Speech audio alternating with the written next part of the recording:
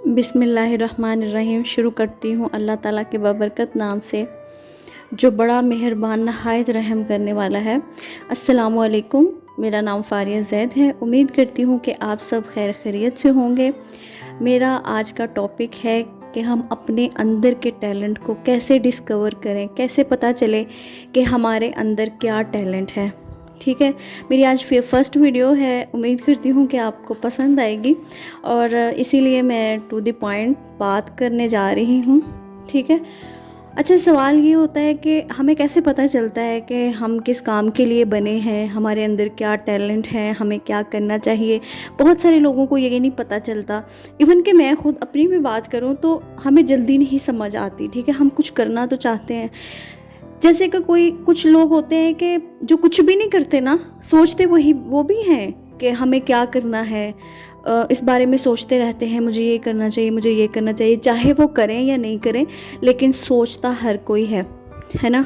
आप मेरी बात से, इस बात से शायद एग्री करेंगे कि हर कोई सोचता है और सोचने में ही हम लोग टाइम वेस्ट कर देते हैं कि हमें नहीं पता चलता कि हमें करना चाहिए। लेकिन हम जब तक स्टेप नहीं उठाएंगे पहला, हमें कैसे पता चलेगा और हम कैसे कामयाब होंगे।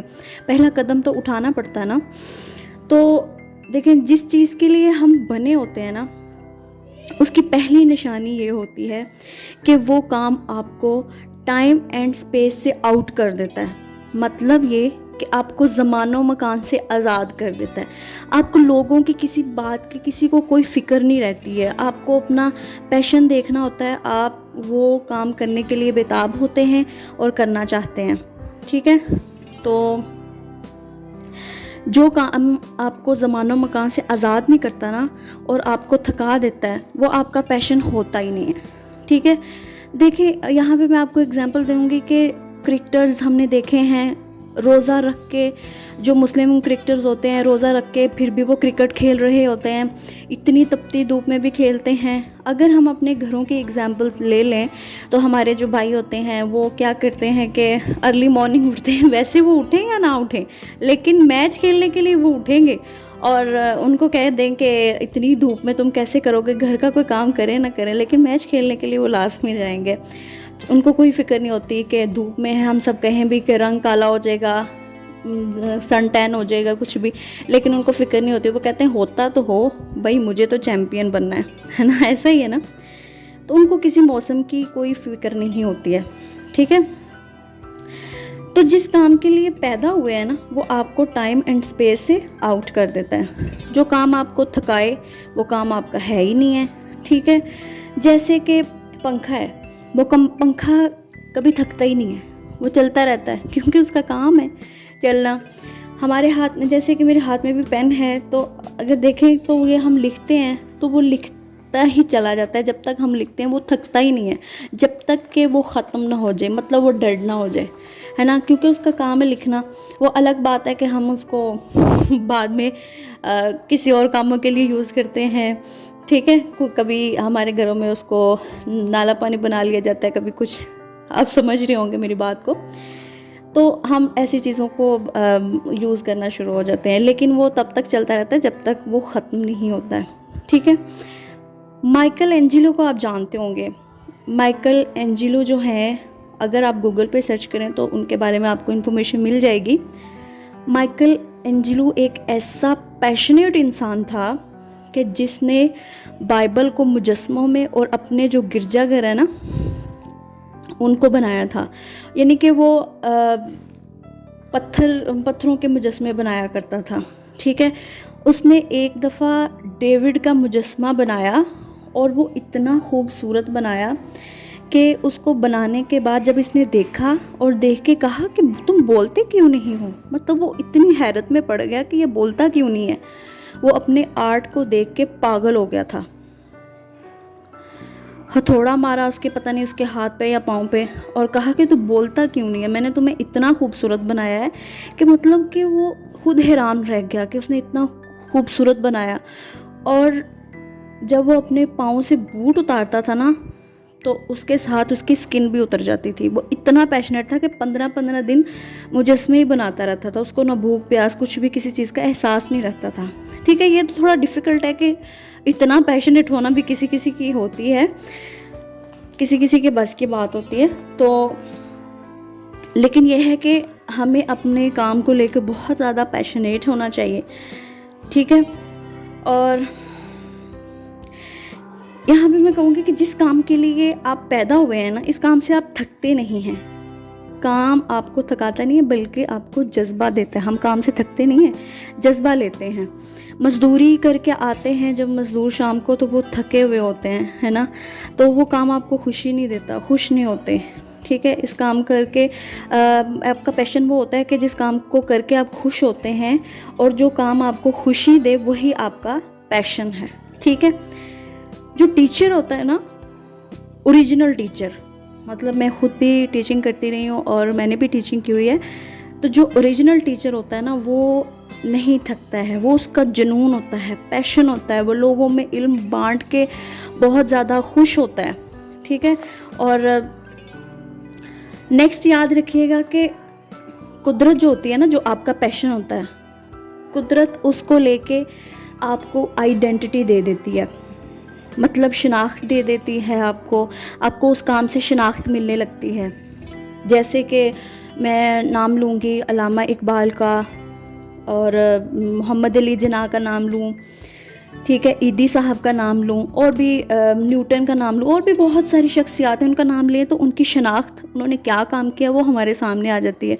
तो जो आपका टैलेंट होता है ना, वो आपको फेम भी दे देता है, ठीक है। कोई दूसरी चीज़ आपको फेम नहीं दे सकती, और आपकी शनाख्त बन जाती है। देखिए, अगर कोई क्रिकेटर है, मतलब क्रिकेटर तो नहीं उसको कहूँगी, अगर किसी को मैच खेलने का शौक़ है, ठीक है, वो खेलता है, लेकिन अगर उसमें टैलेंट नहीं है तो वो क्रिकेटर नहीं बन सकता, क्यों, वो उसकी शनाख्त बन ही नहीं सकता, वो उसको फेम दे ही नहीं सकता, है ना। कोई सिंगर है, कोई जितनी भी गा ले, लेकिन जब तक उसमें टैलेंट नहीं होगा तो वो काम उसको फेम और आइडेंटिटी नहीं देता, ठीक है।